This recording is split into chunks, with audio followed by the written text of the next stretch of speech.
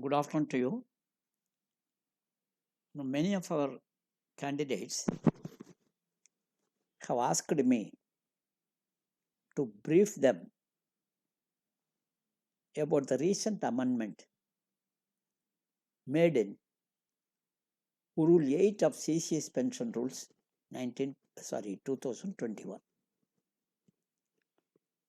This is a very important rule, no doubt. Even in the case of CCS Pension Rules 1972, Rule 8 and Rule 9 are very important. Now they have changed it to Rule 7 and Rule 8. First thing you should remember. Previously Rule 8 and Rule 9, now Rule 7 and Rule 8. Rule 7, there is no change now. The same continues. What does Rule 7 say? Rule 7 gives the powers to the appointing authority. Remember, there is a small, important point, small.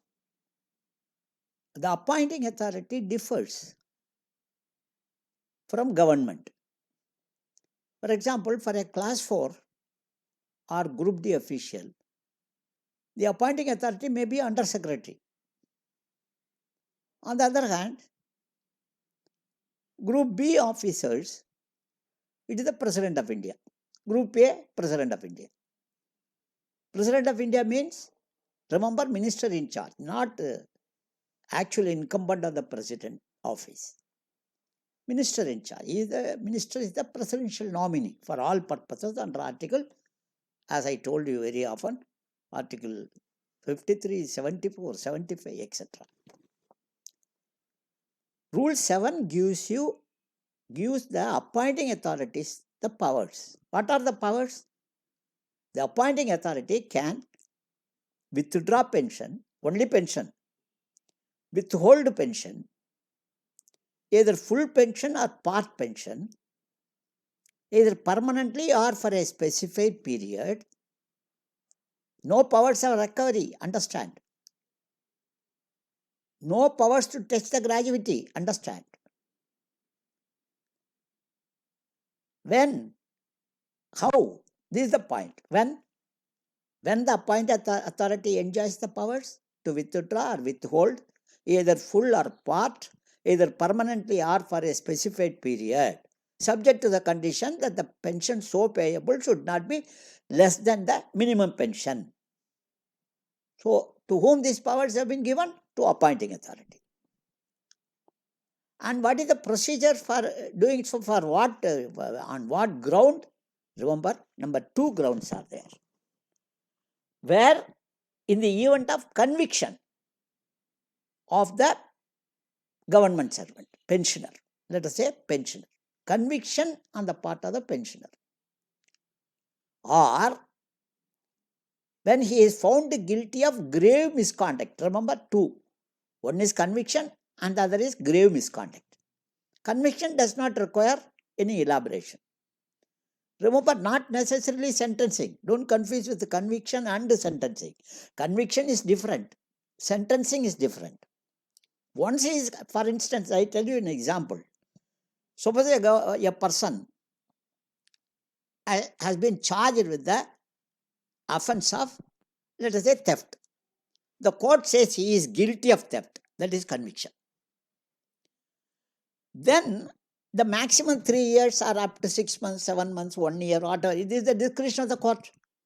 So after having pronounced he is guilty, then the court will say 6 months rigorous imprisonment.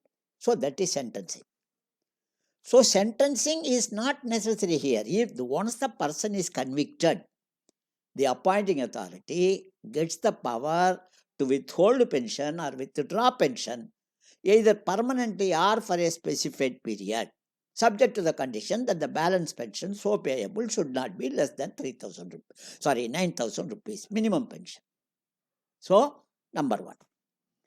Misconduct. Otherwise, if the appointing authority has found the pensioner involved in a grave misconduct, underline, grave misconduct, Is it as a result of the disciplinary proceedings? No. It is up to the appointing authority. It is up to the appointing authority. Grave misconduct. What is misconduct? What is the definition?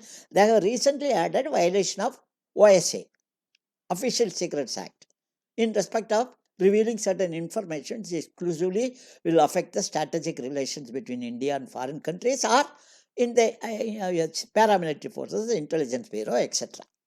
This is a new addition in the 21. But what is the earlier the misconduct is? What is misconduct? Remember on what basis Rule 7 and Rule 8 were built?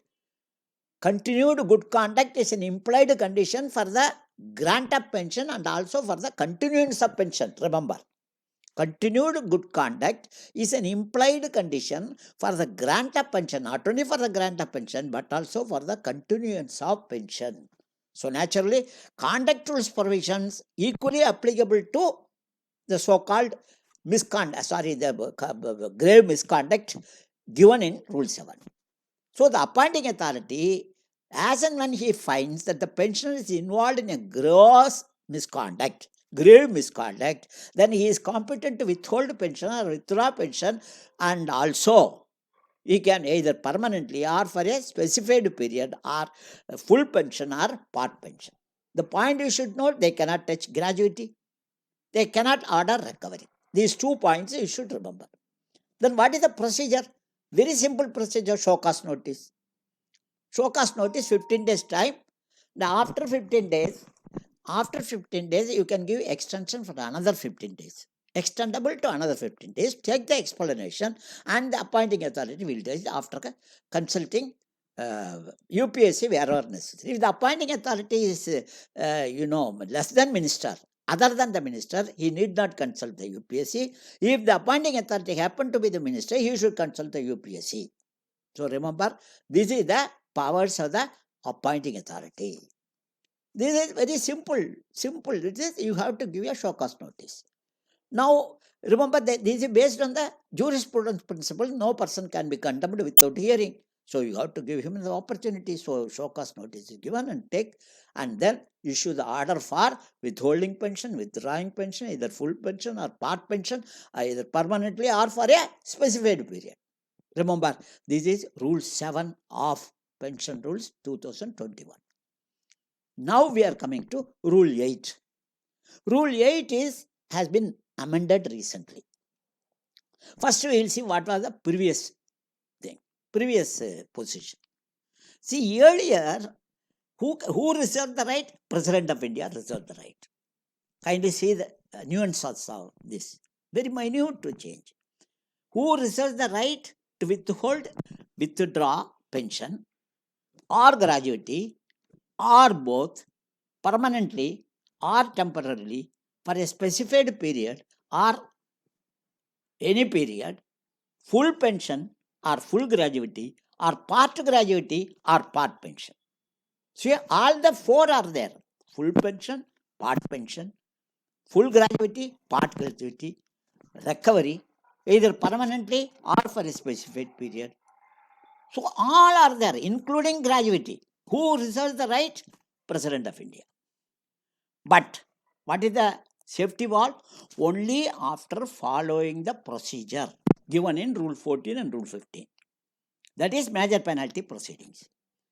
If the government servant is in service, you will institute major penalty proceedings for imposing any other penalty.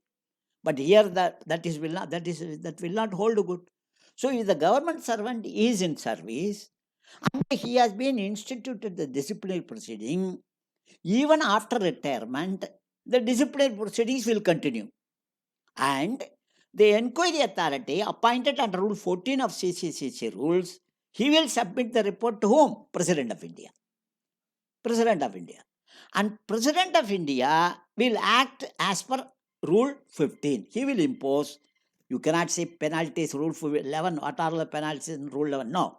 He can impose either withdrawal of pension or withholding of pension or gratuity or both permanently or part, or recover the amount if he has contributed through his negligence for the pecuniary loss cost to the government, in that case he can order recovery, subject to the condition that the pension, balance payable pension should not be less than 9,000 rupees and the recovery should not be more than 1/3 of the normal pension. This is the powers of the President of India, for whom the person, after getting the disciplinary proceedings, okay, the fellow retired and the misconduct came up to notice, remember, only after his retirement. What will you do? Then who will institute the proceeding? President of India will institute the proceeding, not the other authorities, irrespective of cadre, the peon or whoever it is, the secretary. Who is the disciplinary authority after retirement? It is the President of India. He will institute the disciplinary proceedings, and under Rule 8, the disciplinary proceedings, like the 14-15, all proceedings followed, and the inquiry authority will submit the report to the President. Based on that, the penalty of withholding or withdrawing either full or part pension or gratuity or recovery will be ordered by the President of India. After consulting UPSC, because in all cases here there is no other than President of India, so UPSC will be consulted by the President of India. Now the question is, very important question is, supposing that President of one important safeguard, that is, you cannot institute a disciplinary proceeding after retirement on any event which has happened 4 years before the institution of such proceedings. Remember, 4 years before the institution of such proceeding on any event based on any event which has happened 4 years before the institution of the proceedings. Suppose I am retiring in 2020 December, whatever event based on which charge sheet is to be issued should have happened 2016 to 2020. Any event happened before 2016, I am safe.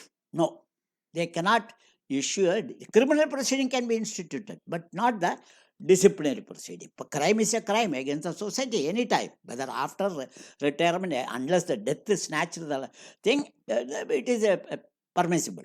But disciplinary proceeding cannot be instituted. Remember, this was the position prior to amendment.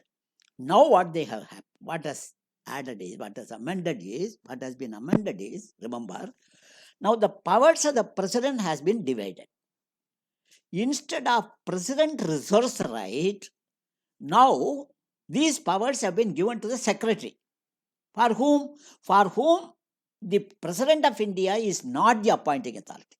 See, if you analyze the entire government of India, government servants under central government, there are people who are appointed by President of India and who are people appointed by those who is not President of India, others. So in respect of others also, under Rule 8, entire pension proceedings come to the minister. So it is increasing the workload and it is a routine matter.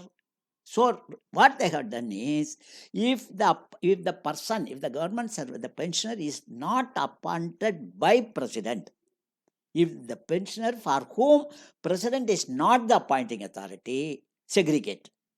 For them, remember, the powers of the President will be exercised by the Secretary of the Administrative Ministry. So wherever minister comes, wherever the President comes, who will decide? It is the Secretary of the Ministry.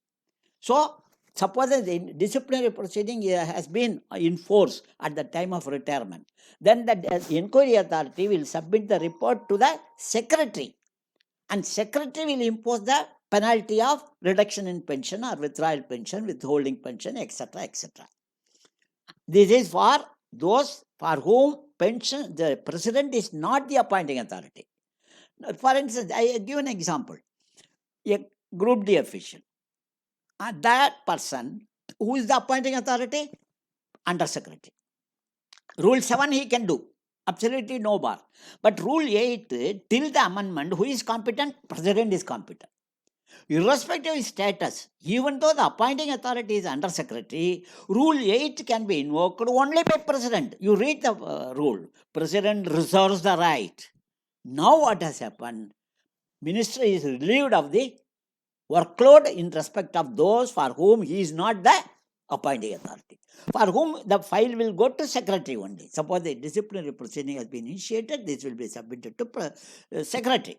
Suppose after retirement, if any disciplinary proceeding is to be initiated, then in that case, remember, this inquiry authority will submit the report to the secretary.